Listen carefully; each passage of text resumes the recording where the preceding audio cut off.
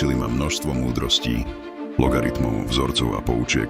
Z malých štvorčekov, trojholníkov a krúžkov ma učili nekonečnú. Hovorili o zázrakoch prírody. Videl som rôzne tajomstvá, v jednom sklíčku život v kvapke vody, v druhom kanály na mesiaci. Mám zásobu vedomostí nekonečnú. Jablká, lampy, Crookes a Newton, dusík, vodík, zmeny atmosféry. Viem o guli naplnenej ľadom, o jantare, keď sa trie.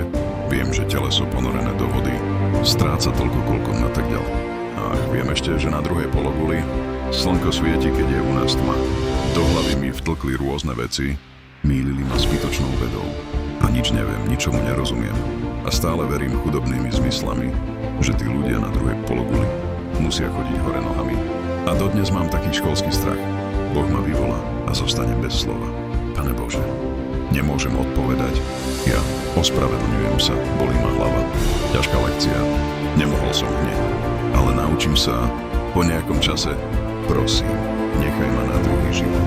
Ako na druhý rok v tej istej triede.